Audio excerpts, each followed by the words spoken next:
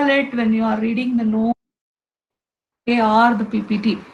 That's quite very important. So requesting you all to attend all your classes regularly. Not only my subject, all other subjects too. Count is very less. 36 have joined out of 67 students.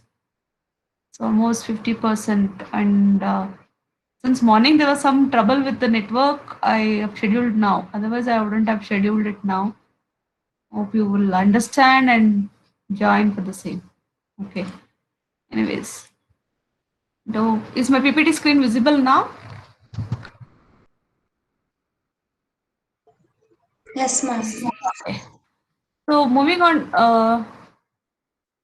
the module one as such, the introduction. So recap, I had already told you in the previous class, a property involving the asymptotic notations. One theorem I had told, and the example where it is using that theorem. That is, when you have a algorithm having two executable parts, each having different complexity, then the entire algorithm will fall under a part, or I can tell the order of the entire algorithm's complexity will be in the order of the part which has got the higher order of growth.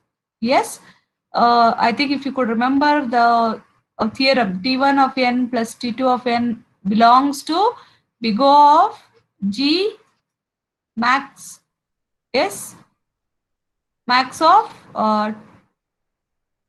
what is it? Big O of max of G1 of n comma G2 of n. I hope you remember the theorem. So we also saw some of the problems on asymptotic notations. Today, I will just discuss one or two problems on the asymptotic notations and move on to the mathematical analysis of non-recursive algorithms. See, when we talk about algorithm, basically in your subject, we will try to analyze two types of algorithms. One is non-recursive, one is recursive. That's what we are doing as per your subject is concerned. So here in module 1, they are giving you what is the general plan to analyze any non-recursive as well as recursive, and few examples. So example number 1, which we are dealing in today's class, is finding the largest element in a given array. Okay, and then probably followed with an assignment with respect to problems. Okay, that will be posted to you all. Let me first tell you about the problems on asymptotic notations. Okay, the problem 1, which I had already discussed in the last class. The problem 2 is to prove that 100n plus 5 belongs to big O of n square, right? So I just want to show that this 100n plus 5 belongs to big O of n square. You all know that since if I have to write any function belongs to big O of g of n of some other function, what is that equation that I get? If t of n belongs to big O of g of n, what do I write? What do I write? What is the equation that I write, students? If t of n belongs to big O of g of n, what is that equation that I write?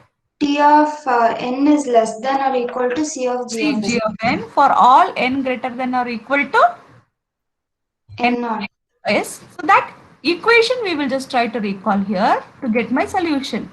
So we all know that to prove that f of n belongs to big O of g of n, according to the definition, we need to consider f of n is definitely less than or equal to cg of n. Instead of t of n, I have used f of n. That's only the difference. There's nothing, the naming difference I have taken. So we all know that in our example, f of n is what, ma? 100n plus 5. What is g of n? What is g of n, students? What is g of n? N square. N square. What else should I find out if I have to prove this equation? I should find out the value of what? I know f of n, I know g of n, I should find out what value? C. C as well as n naught, for which this equation will be satisfied. Okay, first let me find out C. Once I find C only, I can find N naught. I cannot find N naught before applying or without knowing the C there, isn't it? So I'll have to first find C. How do I find C? You cannot simply put some constant value for making your life simpler. What should I do is C is nothing but the sum of the positive coefficients of f of n. So these are some of the assumptions to solve the problem, right? So you have to take C to be the sum of positive coefficients of f of n. So what are the positive coefficients of f of n for me here? What is C? Can anybody guess? If I have to sum up the positive coefficients, what is C in my case? 105, ma'am. 100, n's coefficient is 100. This is a normal constant. You take only positive, forget about negative, don't take negative. Negative will reduce the constant value. Let's take only positive, 100 plus 5. Okay, so we will assume now C to be 100 plus 5, that is 105, and my equation is ready. 100n plus 5 less than or equal to 105 n square. For all n greater than or equal to n naught. I have taken, you can observe here, I have directly written 1. Could I have written 0? For 0, will it satisfy? For n greater than or equal to 0, will this equation be satisfied? No, ma'am. No. You can observe when n is 1, 100 into 0 is 0, 5 is there. So on LHS you have 5. On RHS what you have? On RHS what do you have? Sorry. On the RHS, what do you have, students? 0, ma'am. 0. So you have on the LHS you have 1 second. On the LHS you have 5. On the RHS, if n is 0, it becomes 0. And this is not, 5 is not less than or equal to 0, isn't it? But when I put 1 onwards, you can observe when n becomes greater than or equal to 1, you can observe that this equation is being satisfied. Yes. So hence, I can prove that. You can check the value for n equals to 1. 1 means what is my LHS? What is my LHS, students? 105. What is my RHS? 105, ma'am. RHS will be what? What is RHS also here? If it is 1. Students. 105. 1 also, it is 105 only. 1 square is 1. 105. Is this equation true or false? Satisfying or not satisfying? Satisfying, ma'am. Yes, it's satisfying. Take n value as 2. 2 if you take, LHS will be what? 100 into 2 is 205. 205 less than or equal to 105 into 4. Definitely RHS is greater compared to 205. So if I take the value of n greater than or equal to 1, this equation will be satisfied. Henceforth, I can now tell as per the definition of big O, having C as what mark? C as what value, students? Having C as what? What is the value of C? Constant. C is what, students? Having the value of C, what is the value of C here? Constant value. 105. Not 5 and n naught being 1, I can prove that 100n plus 5 belongs to big O of n square. Understood? So here everything is given to you. Only thing is you have to find out C and n naught. Same applicable to omega and theta, right? Applicable to both. Same thing. You have to find out C and you will have to find out for n naught. Okay. So same kind of, I'll share one problem with respect to omega and theta. Same thing you can just go through. Okay. I'm giving only one versions of all the 3 types. Okay. Now I am giving you a function f of n is equal to 100n plus 5. I'm asking you to express f of n using big omega, right? I think in the previous class, I had asked you to express using big O, right? Big O. So what did we do in the big O? To obtain g of n, I replaced 5 with what, ma? Would you anybody remember? I replaced 5 with what? N, ma'am. N. So what did I get instead of, for g of n, what did I get when I replaced 5 with n? G of n was what? 101 n. Okay. Why? Because I wanted higher order of growth. I replaced all the coefficients of f of n with the highest degree of n. Okay. But since I want big omega, you know, big omega gives you what bound? The lower bound. What is the equation that I get? F of n is less than or greater than? What is the equation? As per the definition, Greater than, ma'am. greater than or equal to Cg of n. Okay. So, in order to work upon it, we now consider Cg of n as just 100n sufficient. Don't take much. That is, just consider the coefficient which is the higher order of growth. Forget about the rest. See, this simplification assumption is to solve the problem. There are various ways to do it. I am not restricting, but this is one of the simplest way, not scratching your head much. Okay. So we should now consider Cg of n is equal to 100n. Lower order of growth. This should be lower. 100n plus 5 will be always higher compared to 100n. That's simple as it is. Next statement, we all know the constraint that has to be satisfied. F of n should be greater than or equal to Cg of n for all n greater than or equal to n naught. So for us, f of n is ready. What is f of n? Students? What is f of n? Students. In our case, what is f of n? 100n plus 5. Plus 5. What is Cg of n? Cg of n? 100n. 100n.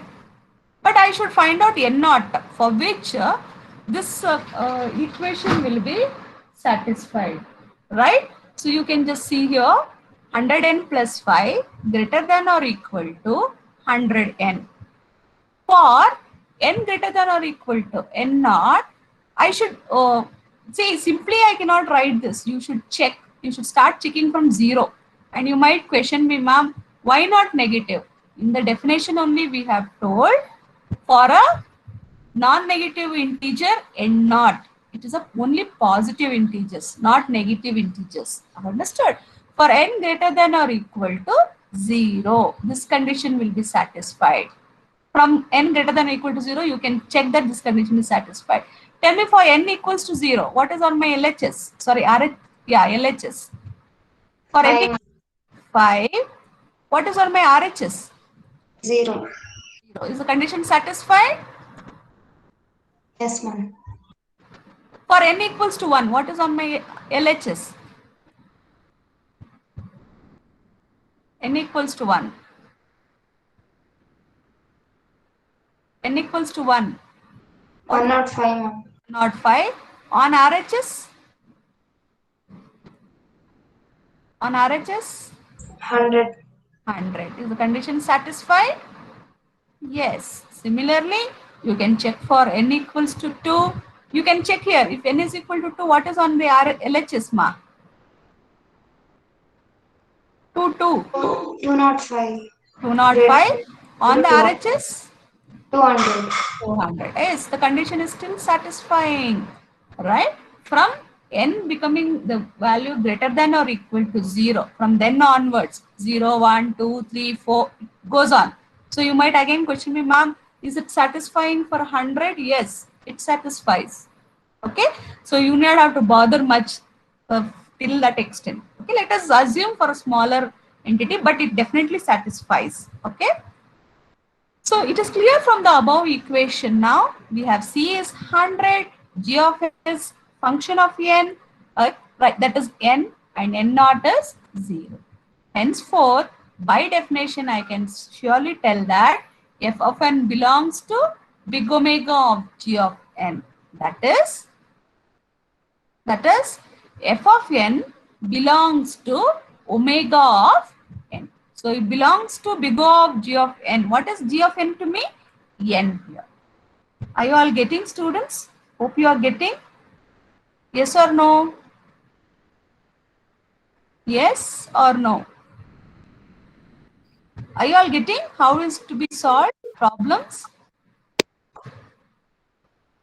Yes or no, students? At least what I have told till now.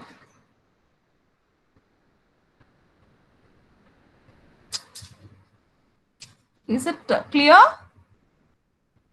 Students. Yes, ma'am. Okay. So, few more problems I will solve and I'll post it to you all. It is simpler to understand. Try to understand. We will have a discussion section once I give that problems to you. If you have any doubts, you can ask me. Okay? It was not possible to solve when a problem comes to picture. I can solve 101 problem, but 102nd problem you have to solve by yourself, right? So I'll post few of the problems. You can just look into it. Any doubts we will clarify. So with respect to analysis, the mathematical way of analyzing your non-recursive algorithm, the researchers have proposed the general plan. Already we have seen that, but you have to remember those steps. Could anybody recall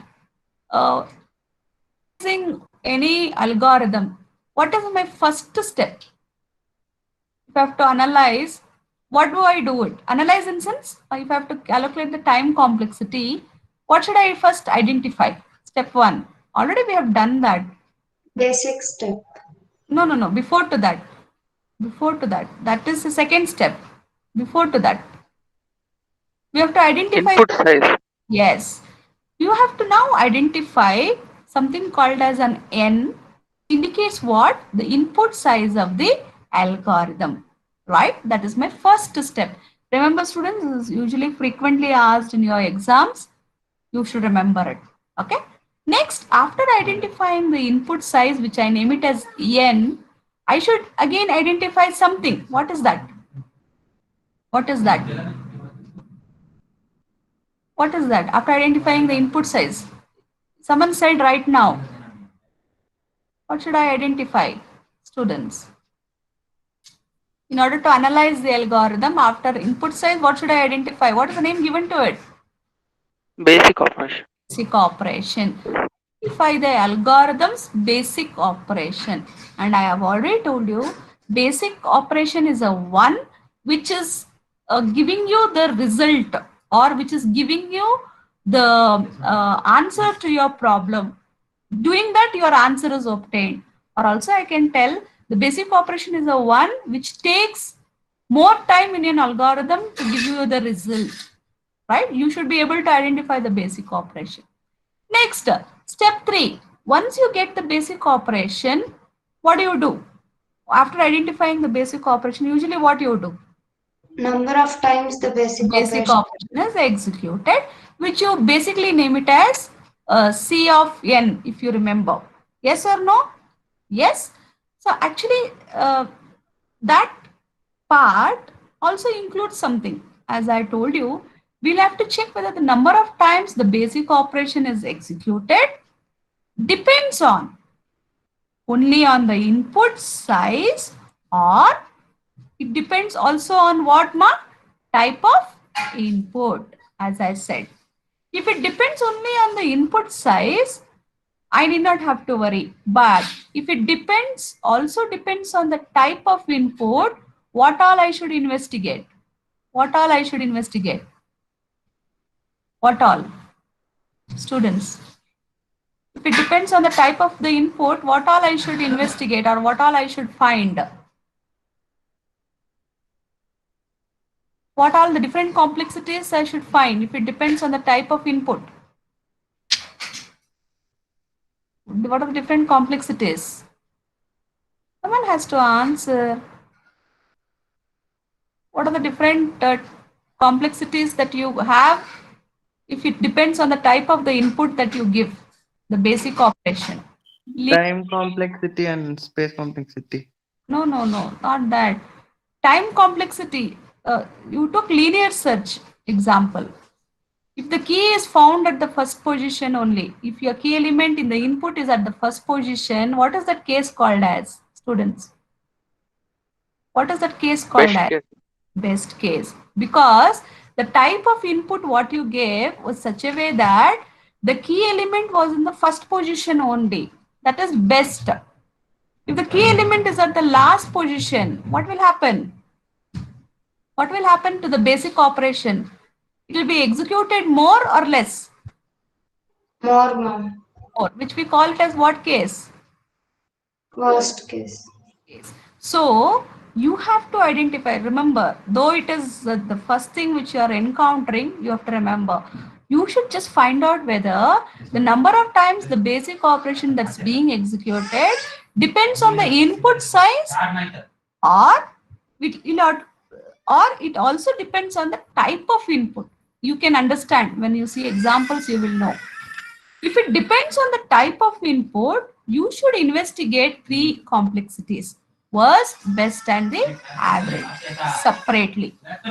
And most of the time, when we deal with three complexities, most of the time we will go for worst and best, because average is slightly difficult. So we will not touch there. Worst and best we will give, because that is bound, right? Upper bound and the lower bound. Best acts as the lower bound, worst acts as the upper bound. So we will give these two.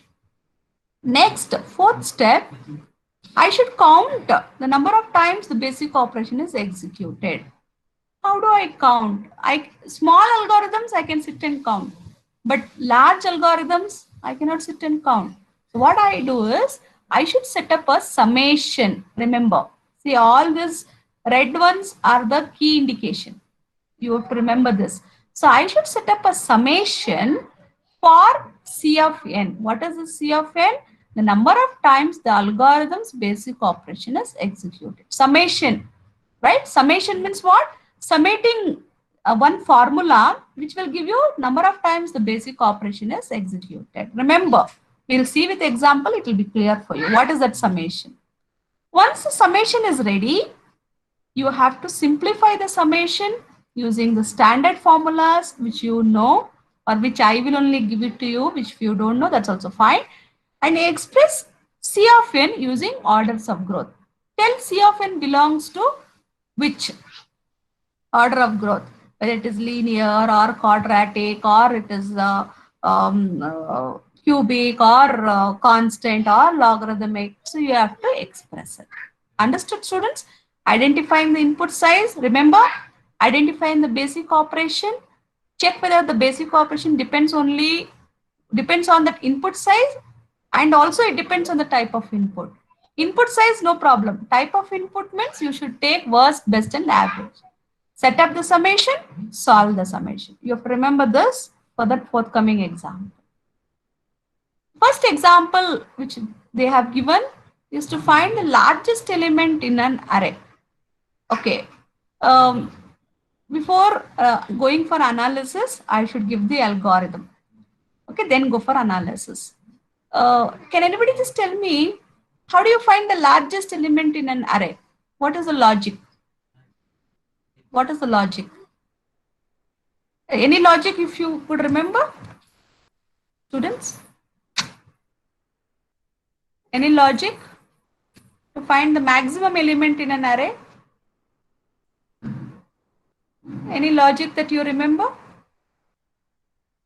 Tell, how do you find the largest element in an array? Take a variable marks, initialize it to the first element of the array, and check if the rest of the elements are bigger than that. Okay, very good, Vikas. So I'll just play one video. Okay, just to see. In between, I might talk. Just see it. Then just we will see. Is the video visible, students? Is it visible? Yes or no? Yes, ma'am. Okay, I'll just play. Just see. I have not giving any audio for it. Just see once what's happening.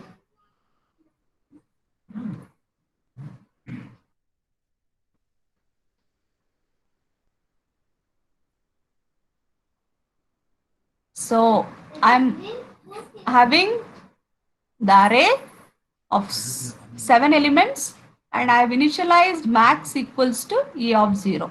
So the first element is taken as max. And what is max value, students? What is the max value? What is the max value now? 20, ma'am. 20. What will I do? I will take this max value, compare with what elements? Compare with Next element. the remaining set of elements, and look at the indices. A of 0, if it is max, I should compare from which index to which index, students? Index number 1 to remaining set of elements. 1 to 6, ma'am. 1 to 6. So in general, if the array size is n, it will be 1 to n minus 1. Let's see. So you can observe now I have a comparison statement. Just observe. So what is happening? The first, the index 1, A of 10, A of 1. Yes. Could you observe? Could you observe there what happened? I compared 10 with 10, sorry, 20 with 10, A of 1, 20 is greater, so no updation. But when it comes to A of 2, you can observe 20 is now, the max value is now less than 35. So what should I do in this case? What should I do, students? What should I do? What should I do in this case when 20? Update max to 35. Yes. Okay. So it's updated. You can observe. Now,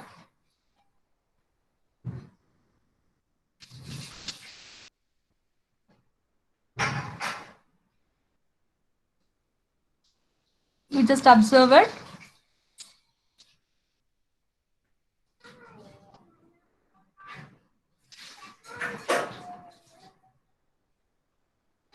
Yes. Now final max value is 50.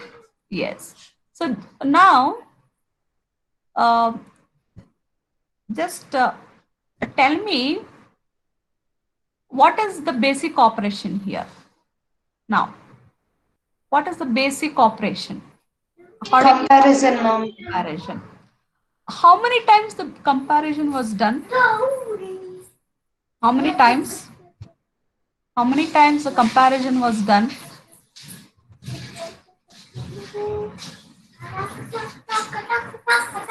How many times?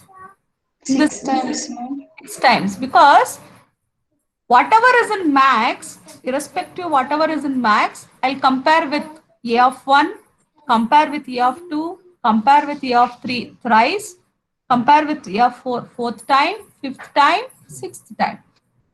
Yes, so totally I did 6 comparisons.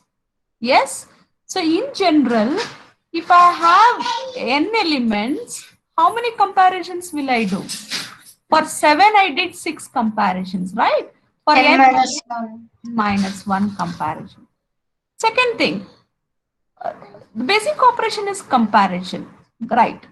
Does it depend on the type of input or only on the input size?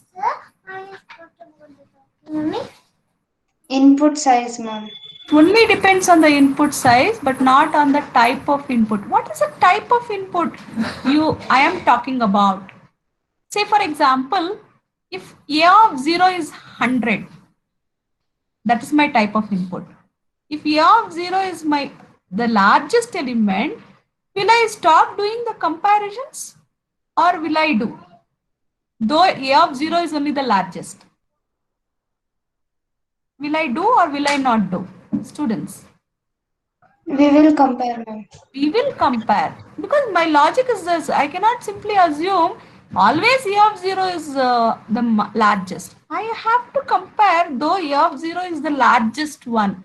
So it means that it depends only on the size of input, but not on the type of input. It doesn't bother whether your largest element is only of 0 or the largest element is at the last. So we don't bother. The algorithm doesn't bother. Hope with this clarity, I'll go for my PPT there. Is that clear, students? Hope you are getting. Yes, no. Answer. Yes, ma'am. Yes. Okay. So I've given the algorithm. The purpose is to find the largest element in the given array. And the input is the same thing, indexed 0 to n minus 1. And the output is the value of the largest element in A. And I have taken a variable maxval, which is initialized to A of 0. And the for loop to compare the remaining elements, you can observe it starts with what index, students?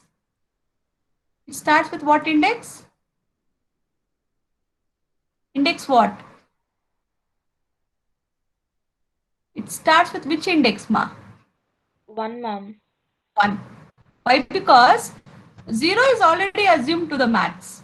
So I will not take 0. If I take also, it's meaningless, not required. Okay? 1, second element onwards, till which element? Till which element?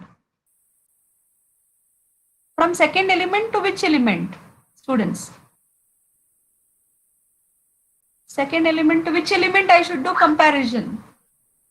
N minus 1. Okay, that's the last element. Index of the last element is n minus 1. So inside the for loop, I have a if statement which compares the array values with the max. If a of I is greater than the max value, update the max value to a of I. Yes, and this repeats for all I ranging from 1 to n minus 1. Then return the max value. Right? This is the algorithm. So you have always write the algorithm in the exams. You should write the algorithm, then only you can analyze. Let me go for the analysis portion now. Tell me what is step 1. What is step 1? Students. Step 1 is what? General plan input size. So I should identify the input size which is designated by parameter n. So what is n in my algorithm? Quickly. What is n? What is the size n now? N means what in our algorithm? Input size n means Number of refers to what? elements. Elements in the given array, which is nothing but that is the size of the array. Number of elements is equal to n, that is nothing but the size of the array for me. Next, step 2. Should identify what? Students, quickly. Identify. Identify. Step 2. General plan, you should remember. Someone can answer quickly. Basic step. Identify the operation. Now, in the algorithm, which A is of the I basic is of greater than max value. max value? Actually speaking, there are actually two basic operations. Actually speaking, there are two basic. What are those operations? I will tell you. First is the comparison, as you said. Very good. A of I greater than max value. Along with this, there is one more basic operation, the assignment operation. That is, max value is getting assigned to A of I if A of I is greater than the max value. These two actually are the two operations which could be considered as basic operation. But out of these two, this is the most important one. Comparison and assignment. Forms the most important one. When will assignment happen, students? When will this assignment happen? When the When comparison comparison condition is is true. Yes. So, which plays important for me? Assignment or comparison? Which is most important? Students. comparison. Comparison, definitely. Now, comparison is more giving me a value because that gives me the exact way of finding the max value. Isn't it so? So here I decide my comparison statement is the basic operation of the algorithm. Okay. Next, step 3. What is step 3, ma?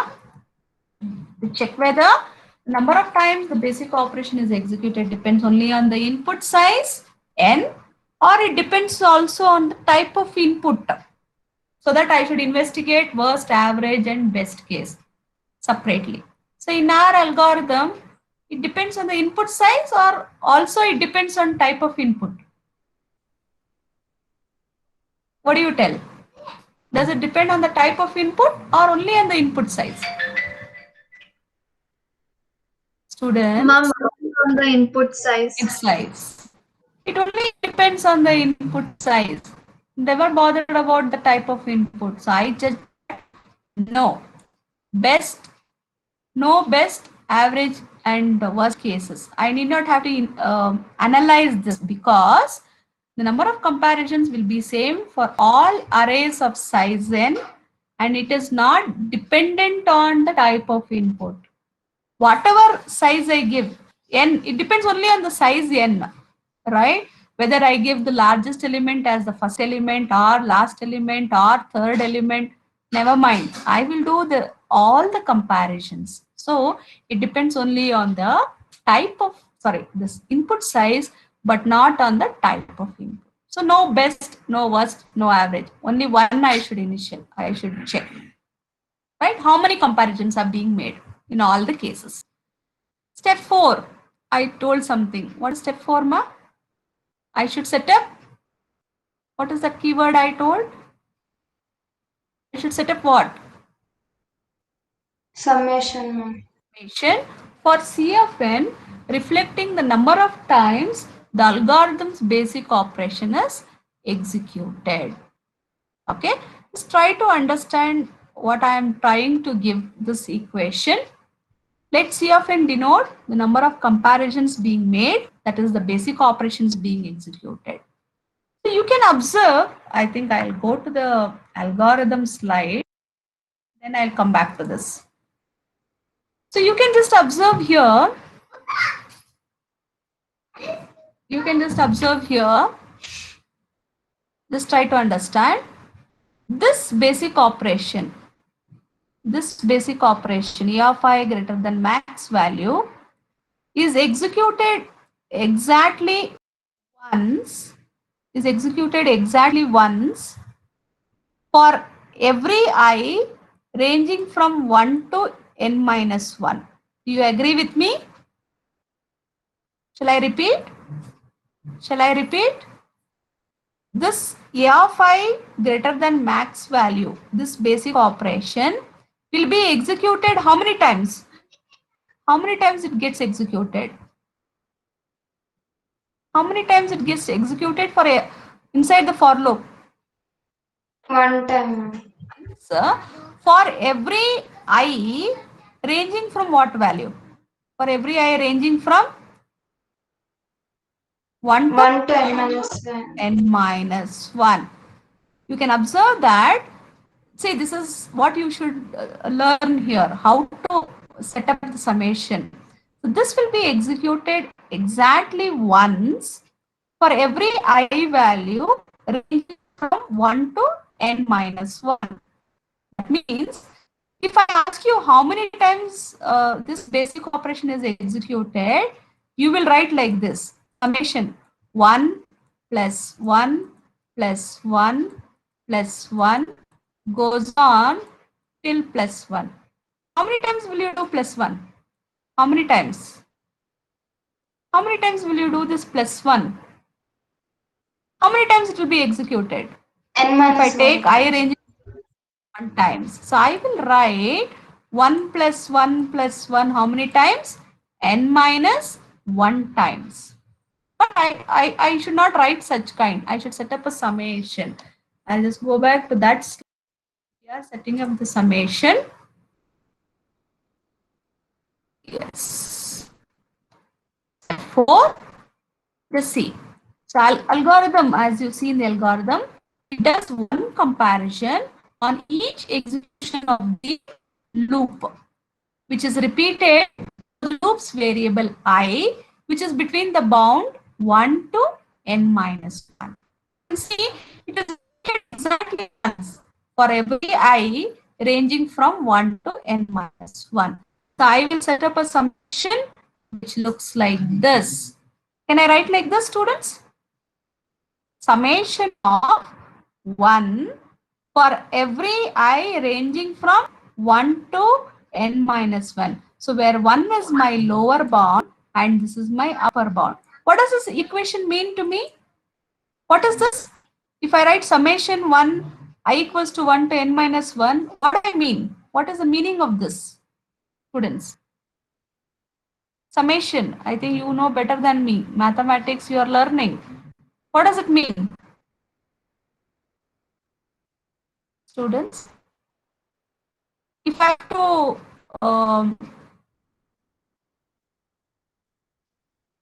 have to elaborate this summation, how do I write?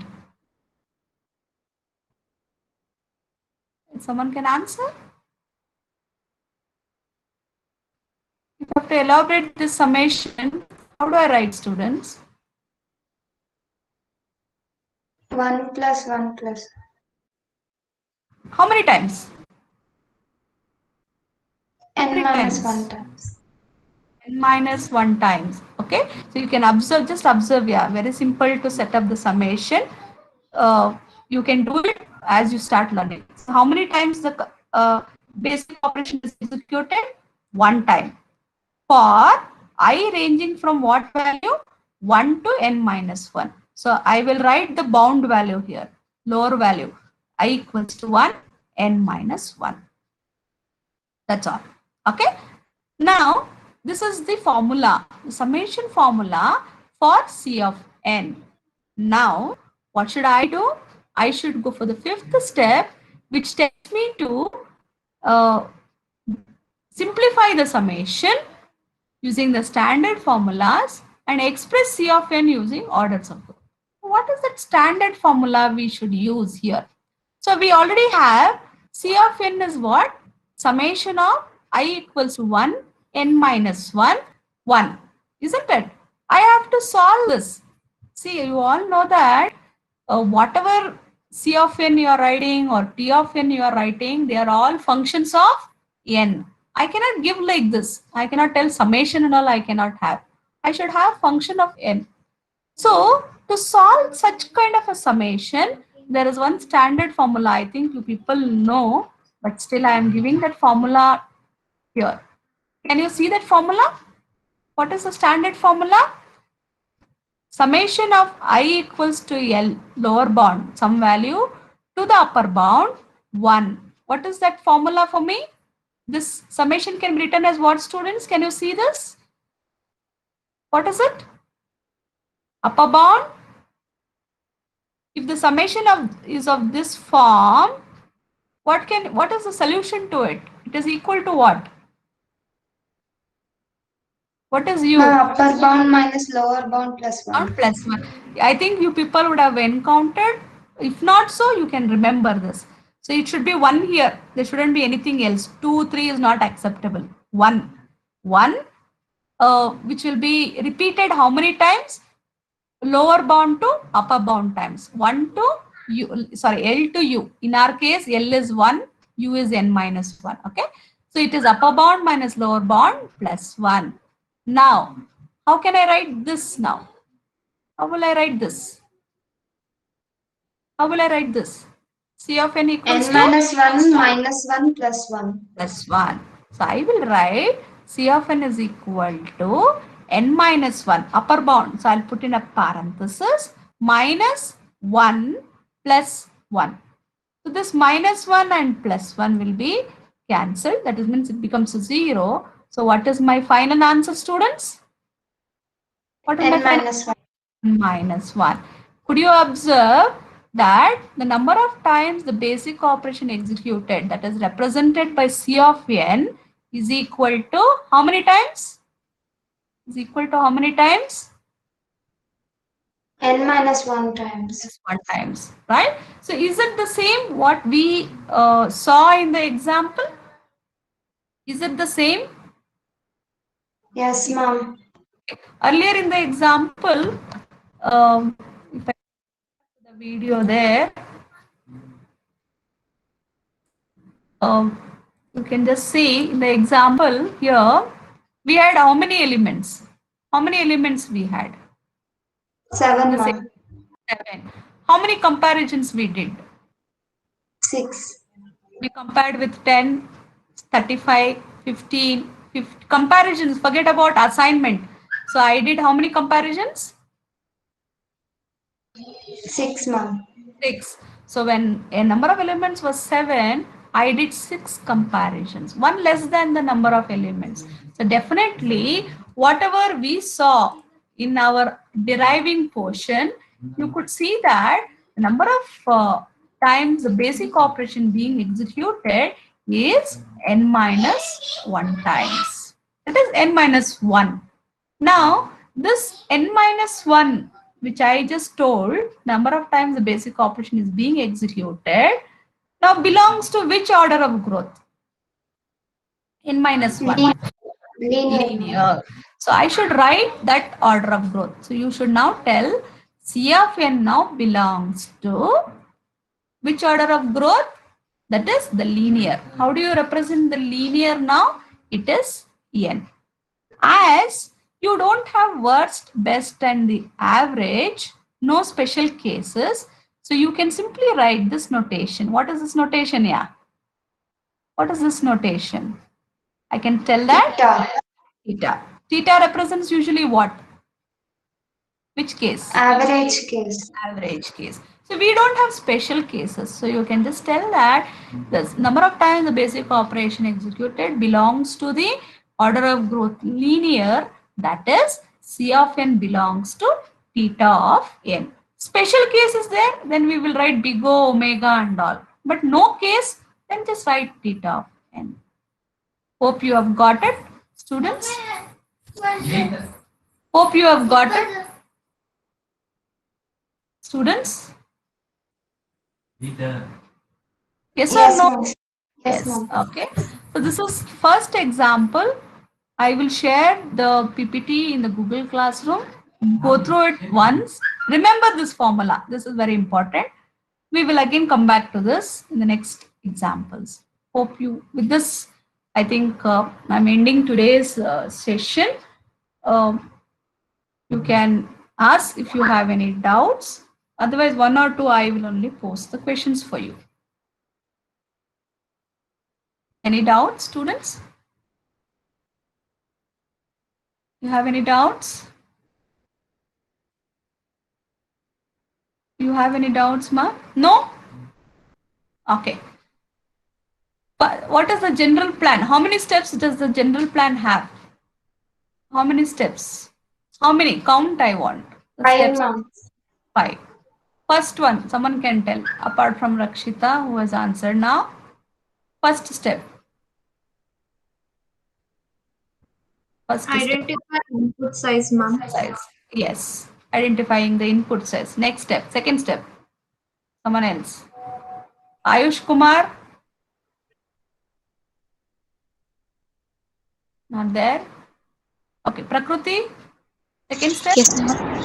Basic Yes. operation, ma'am. Identifying the basic operation. Very good. Third step. Ayushi Singh is there.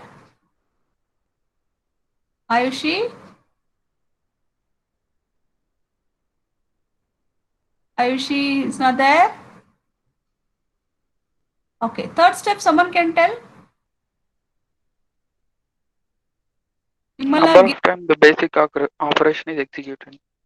okay. Just check whether the number of times the basic operation is being executed depends on, before calculating, you should check. Depends on what? Depends on the, what are the 2 parameters that you should check? Depends on, someone can tell quickly, otherwise your time only will be taken up. Type of input, ma'am. Yeah, depends on the input size and also depends on what? Type of input. Okay. If it depends on type of input, Tejaswini, what should we do? Then we should investigate worst case, average case, and best case efficiency. Yes, very good, very good. Okay, fourth step. Step summation Step. for C of For C of n. What is that C of n, Trupti? What is that C of n? Trupti, are you there? and number of comparisons made. Okay, in general, number of comparisons in general is called what? Number of times Don't know, ma'am. the basic operation is Executed. yes, number of times the basic operation is executed. Very good. Last step.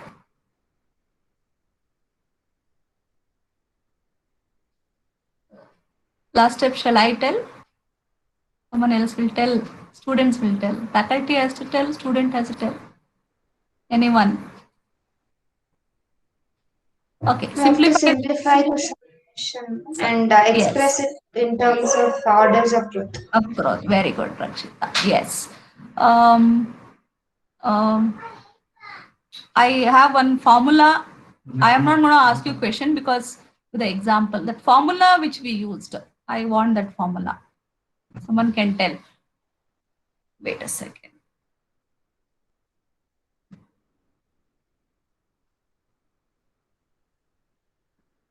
Formula that we used. Vikas,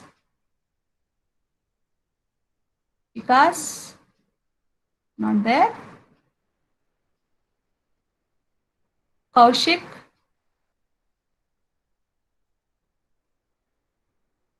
Varshita, she left the meeting. Neha, Ma'am, Cn equals to sigma I equals to 1 to n minus 1 of 1. okay. Formula that we use to solve that. I want formula because you will use formula again. Example. N minus 1, ma'am. No. Formula, the standard formula. To solve that, I used one standard formula. No, that one, Neha. Summation of I equals to. Someone can tell Janvi. Summation of I is equal to 1 to u. L it is, not 1. L. Ma'am, Lower bound upper bound minus lower bound plus 1. plus 1. Okay, it is L. It is not 1. I hope it is not 1. 1 second. No, it is L ma. I equals to It is L to L. L. Yes. So upper bound minus lower bound. This formula you should remember. In the next examples also we'll be using it. So I want you to remember this. Okay. So let me conclude. See, in your exams or in the test, the same questions will be asked. So try to practice it. Try to know it by yourself. Okay. So one or two different they might ask, that I will post it, that I will give you as an assignment, but try to know the same. Yes. Okay. Hope you will again look into it. Okay. I'll share it in the Google Classroom. Before coming to the next class, you should go through this and come, because again the same thing will repeat. Okay. Thank you, students. Any doubts you can ask me. Otherwise, we'll end the session. Thank you so much. Thank you, ma'am. Thank you, ma'am. Thank you. Again.